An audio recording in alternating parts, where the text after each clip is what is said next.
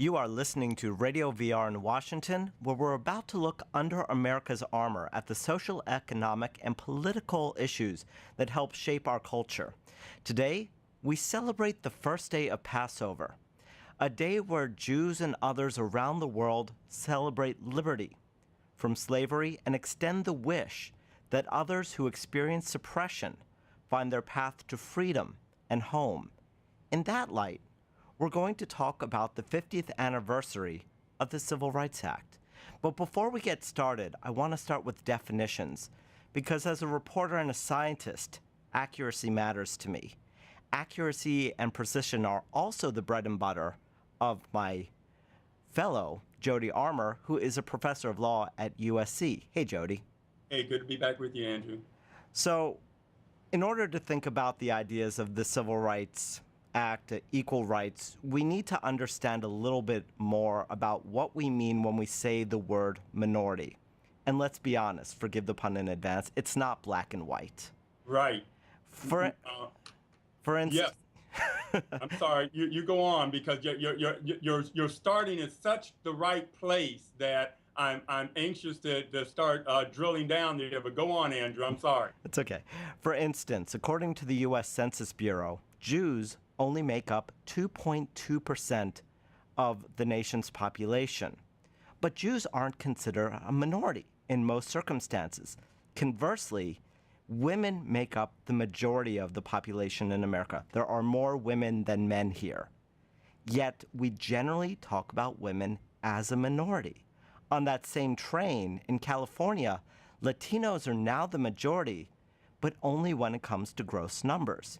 It makes me think that the word minority doesn't mean what Webster says. Yeah, minority, like many other words, has evolved in its meaning over time, and its core meaning that is carried forward in its new sense is a group that is oppressed or subordinated or marginalized in some way.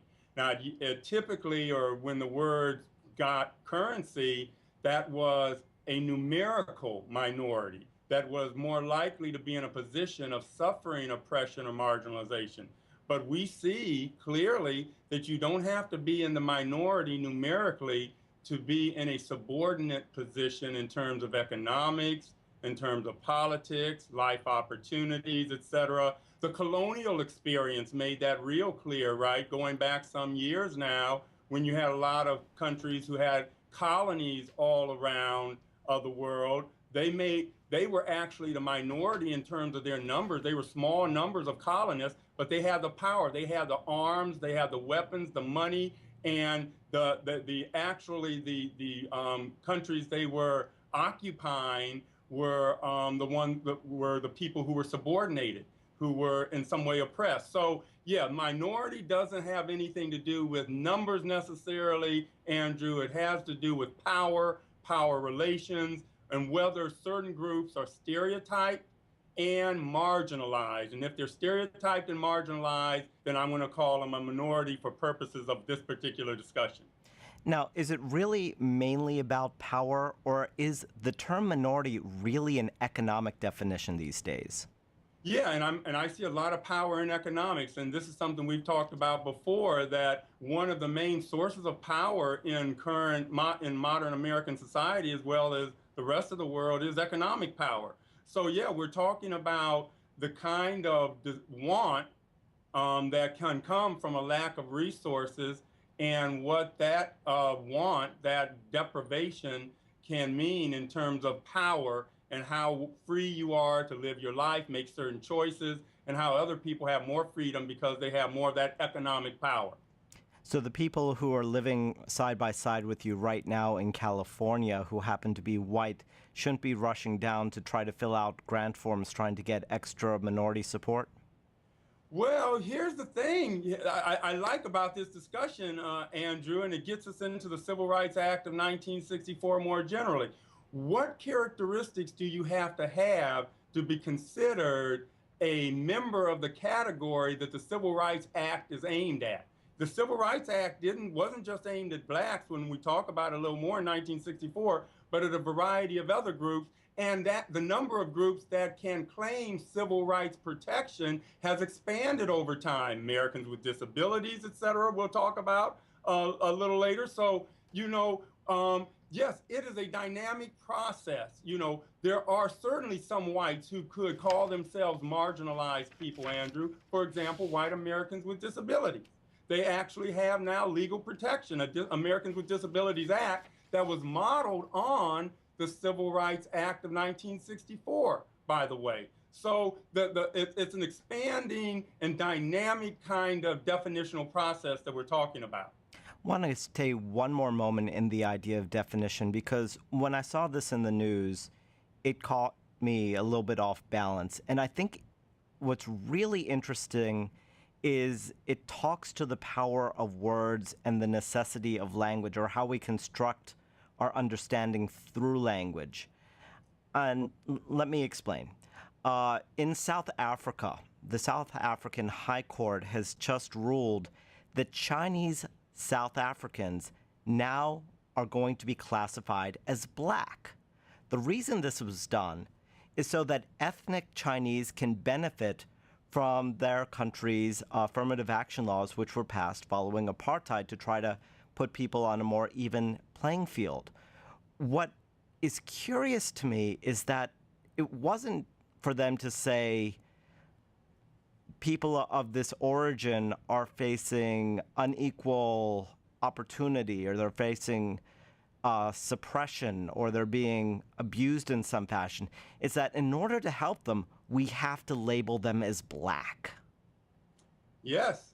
And that is how we do race generally. People make a mistake when they essentialize race. That is, they think that race describes some essential characteristics or characteristic of a person, that all members of the category black share a common set of properties. That's just mistaken.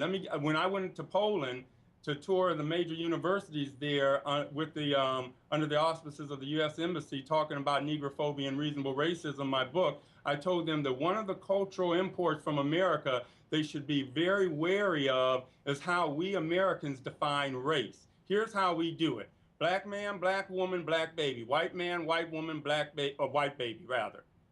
Black man, white woman, black baby. Black woman, white man, black baby. Now you take that black baby, quote unquote, from the, say, white man, black woman, and you have that baby have a child with someone else who's white. So they get together and they have a child. That baby that comes out is a black baby. And that's how we do race in America. And let's say that baby who came out, who's now what, 1/4, 1/8 black, goes and marries someone white, and they have a baby. That baby is also black, according to the American definition of race. That one drop rule that goes back to slavery and later. So, yeah, race has always been defined functionally rather than in terms of any essential characteristics that all members of the category share. And so it's not surprising that, given the functional nature of the definition, that its boundaries would be constantly contested and constantly expanding and contracting, Andrew.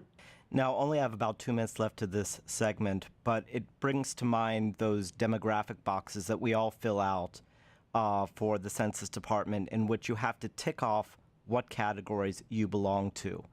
With this in mind in South Africa, with the Civil Rights Act in mind, are those boxes right now more beneficial or detrimental?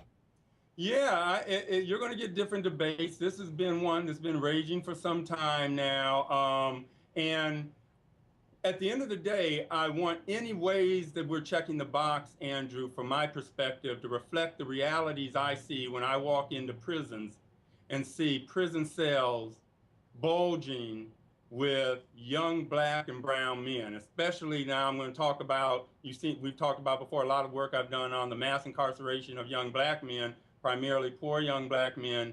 When you go in those cell blocks, you don't have any ambiguity on what boxes are going to be checked. It gets more ambiguous, when you get to people like Obama and myself, biracials, et cetera. But in a way that's very palpable and tangible, when you walk into prison cells and look at who we are locking up disproportionately, They are people who look like Michael Jordan and Denzel Washington and whatever you want to call them, and on an unconscious level, we respond to those kinds of visual racial cues, even if we're saying all the while, don't put me in the black box. I'm really more Latino than black. But if you look like, say, Wesley Snipes or Michael Jordan, unconsciously the mind is processing information about you differently than about, say, Ricardo and Lucy and I Love Lucy and the Ricky and Lucy show, right? So there are certain realities that we aren't going to escape simply by definitional fiat on the one hand. On the other, I hear what you're saying, Andrew. It's very complex, underlying social reality, social identity. And so we need to do more with recognizing all those nuances too. You are listening to Under America's Armor on Radio VR here in Washington. I'm Andrew Hiller. We're being joined by USC Professor of Law Jody Armour. We're going to continue our discussion on civil rights after the break.